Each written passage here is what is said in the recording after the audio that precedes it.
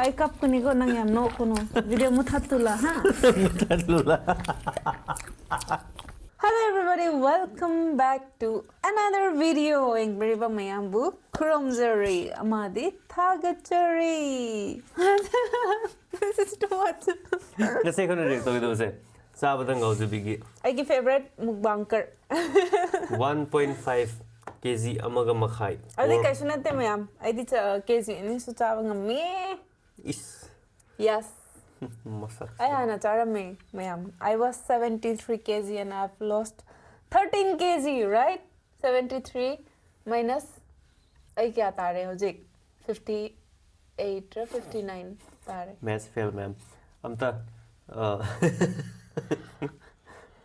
Anyways, hojik na high do Manipur da ne. Ay se yam na hunta khrabne ko. Ha. Ha na ni amna pomamba. Hojik ni pomdre. Hojik de pomdre ba. Ibai nang pombra. That's ibai ka na. Ay nang ginupa ni. Ibai ka. Ado ibai have the bro. Nate ibai. Adi karino. Yeah, mukbang English. Adi karino. Nang nui khrabra. Ay pom. Hana di ayam pombra maneba. Hojik di ay hanta khre. Ari as ay favorite yam. Ay ning asigi mukbang say guys. Alright. Ado di matamahan na bida. Matamahan da bida. Earphone manak dalare si manak nakonda tak thilaga yengmina singa sigi mukbang. Oh, mukbang. Are you ready? Yes, I'm ready. Okay, let's go. Ding ding ding ding ding ding dong dong dong. Singing music sini. Asame. Hello, Snowsin.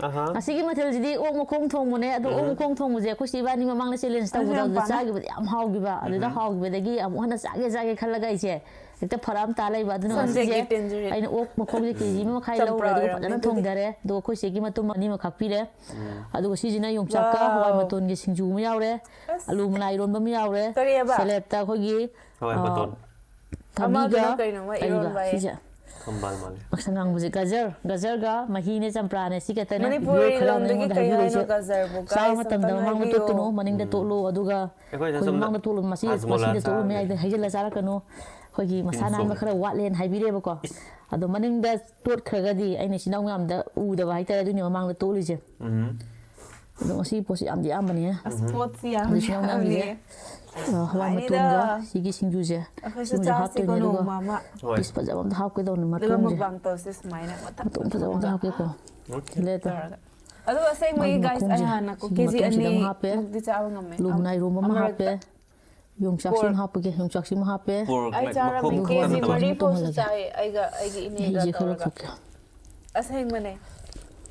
Ay ngai chara ay yen ama grill tab do ama loin chara. ado han bi je kom ji sinau ngam din jar ke se Wow. Jadi ay as ay gi kaino kariya ba? Appetite to yam. awe Konta kre. Masih ke no yame maru na yame ba. Other summaru da to kaino. kamai patam thong da ge mathang lu Magi ke mahau da cham bane ba. Bon mero. Wow. Mau ra game sa ninge da. Chakla me nung da sida. Asigi ke makhol. Ta be ngai ko? Hoi pra es ma rek. E khoi da sa ba ka sa ma ne. Makhol. ko lu le nap nap lo ko Nap. Tau bane. Adu yam. Nap. Adu hai ba nap te ko guys. Ado sunap asi sunap. Nap hai ba di. Yam hawa hai bane. Okay. Wow. Ai da as. Yam hawa da male. Kino su yaw re ba. Kari. O khatan te chak sari ba. Salad su. Hoi adu ai chak di. Smaina chak di ngam ja de adu ok di kg ni chak haw ngam. he khara tau wi si di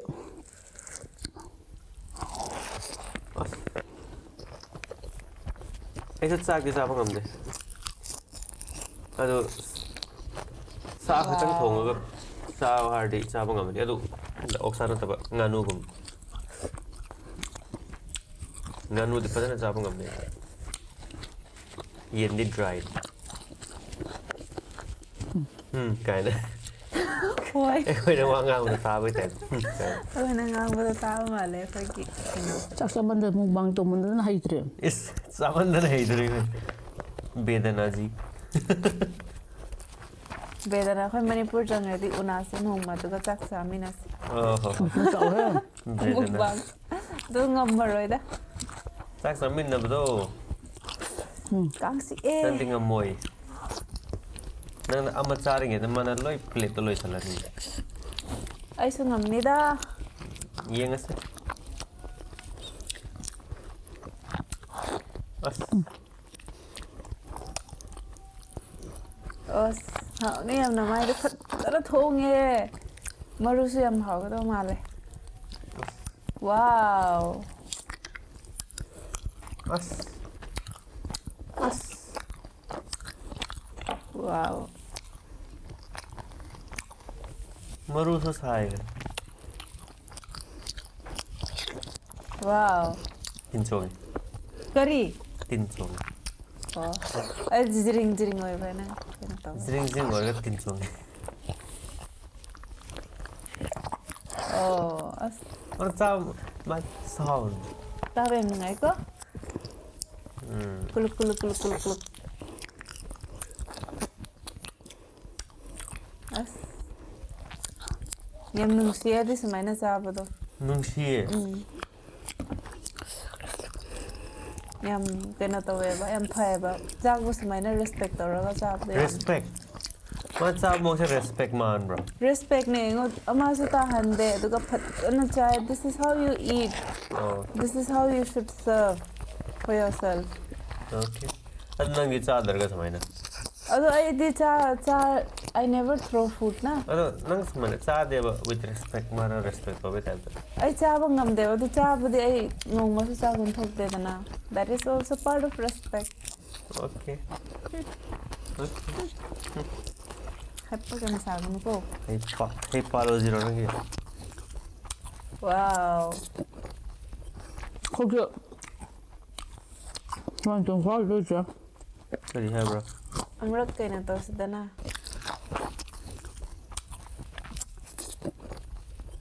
거기 완전 화르죠. Hello, blonde. Tento ta adre. As. Hawan magi. Wow. Mero bon. Guys, mero bon har di Nepali da aigi bon. Egi maru. Bon mero har ni na English da. Nepali da transaction. Transition. Translation. Mero bon har di aigi bon. Aigi. Egi maru. Maru. Saru. Saru do maru. Maru di kay no hai bane ibungo. Maru dum ka bare maru. Na kari yengi ba. Mic da theng bagi makhon no mayam Nangi ta su ban mic ma. amang to thoe tikegi. Tat sto bado. Crack to hai ban ni da. Maru have the ne bone. Nga gi maru. As. Maru hai bado. Hoy. Fruit ki manungi maru hai bane. Saru hai kita ba. Nga gi di. Nga ki su saru ka ni tin. Ma'am. In the comment section of the No, video. not in the comment section. Sing ki hai bane. Not in the comment section. Maru ka bane. Okay. Guys तुम मेको Wait, super.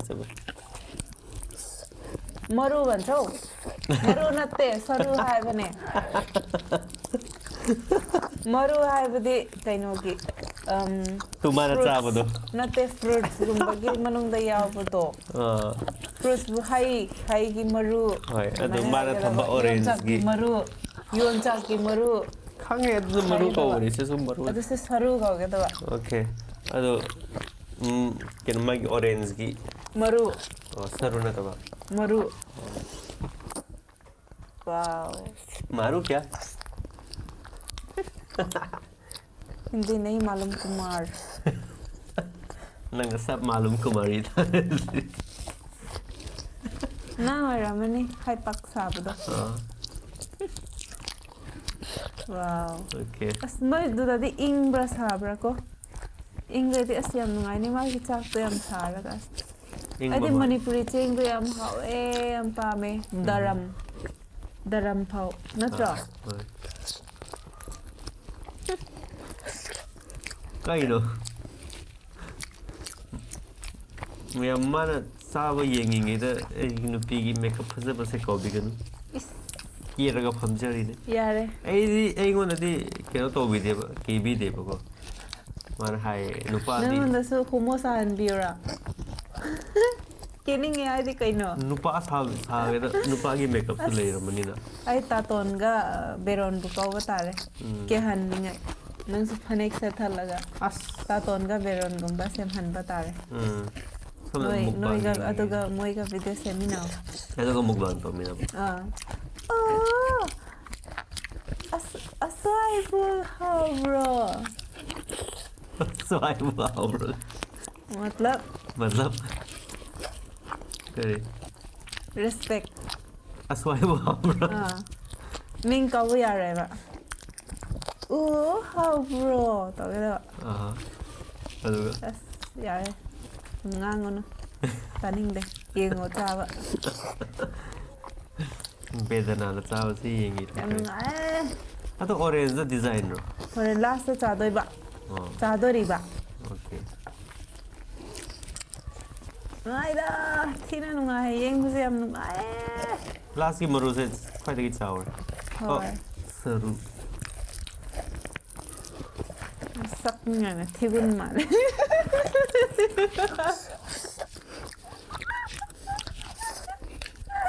Ayya bane.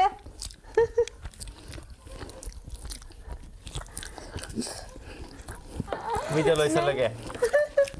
Nang gi hai bane te ai gi hai bane. Ibungo. Alum này rồi em hả? Bye. Bye guys. Ai gi hai bane. Nan thigun ko ra kap do mai kap ida ai gun thigun ko tara kap do.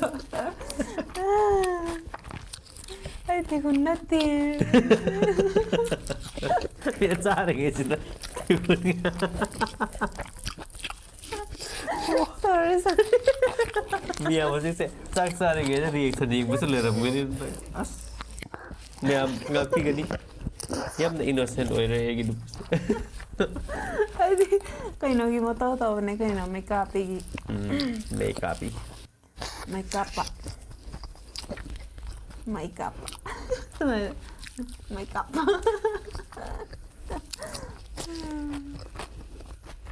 Beda na sih. Makeup. Sa sih. Em fazai. Ai dis mana sab de em pa me sum gi. Ada hoi gi kai no dada hoi ine ko dis mana sa em pa da. Na drop. Sai. Pahar bu kare to bra. Sing.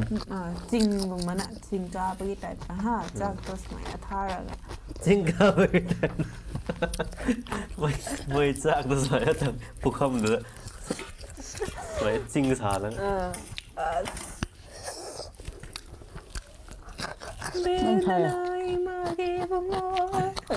Ibi ma. Bukan nanti. Ibi ma. Imagi ibi ma. Asli hosa. Semuanya sabi ko ne. Ay saya hana. Kot laga sabi na nungay ko ne. Nang khang na ba pang. No? Tak nila ya parte. Yes. Alay mo to. Sige para kay taloy. Kada pa kakto. Apa nga din na ate na disrespect or reta na gisi na. Imagi bungobu. Kada kita bagi hiring mo. Ado ay Alhamdulillah. Ado English tinggi yang tahu na eba full. You full. Apa na guys? May tayo tinggi apang ko din na ito. Kasi na high boy naman may sa na sour na video sa butar ka Ay kap sorry ba.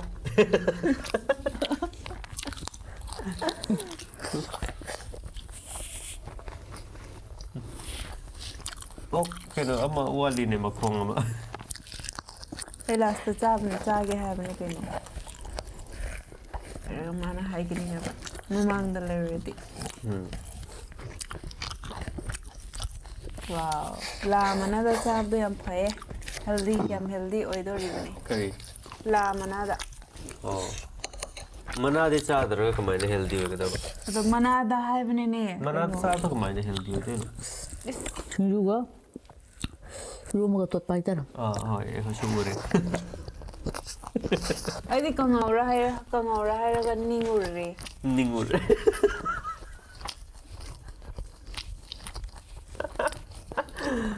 Ai kap kuni ko nang yam no kuno. Video muthatula ha.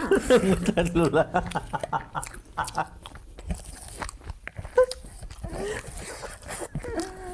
Video muthatula. Muthatula. Muthatula. Thanks guys. Muthatula.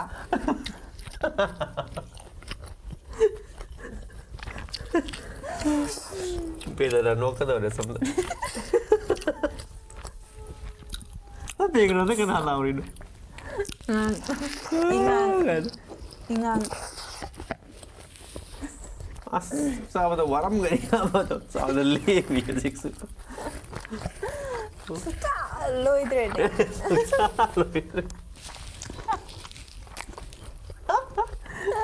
No, I don't know. Loi de ha da da sup cha loi da dige. Not finishing at all.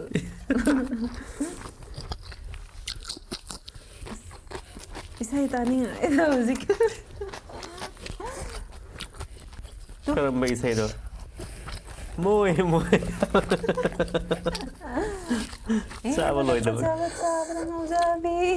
Oh, lebra tu mai sai do. Aina same. Oh, yeng bata phajabi. Saba ta ngau jabi. Aina same bi. Nutina ni.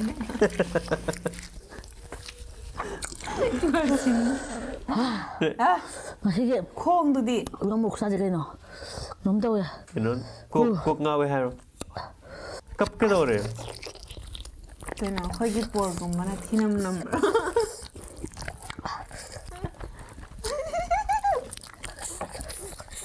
Ai ro rang mo ngang. Ngang ngang.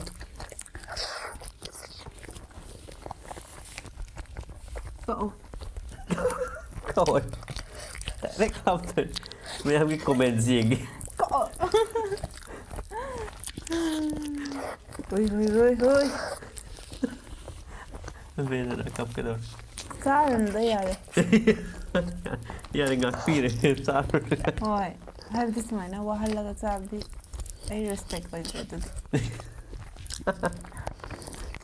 Cặp cái đó rồi tu. Pura torture đấy chứ đi. Adu nungai te ba. Adu di tina to ba. Punishment. Kaya ano. Kaya ano pa pala ba? Adu ba beda na yan musi. Kaya wala nga mas mataba mali. Sampra ora mani si di. Mahas. Kaya? Sampra. Oh, sampra. Thum hapo kita yam ha bane thum hapo ka chap to. Mà chúng mang tên là mà nó hai cái đầu tạc pi rồi này con nó nhầm hay pa rồi mà nhưng đặc biệt là nó huy cặp rồi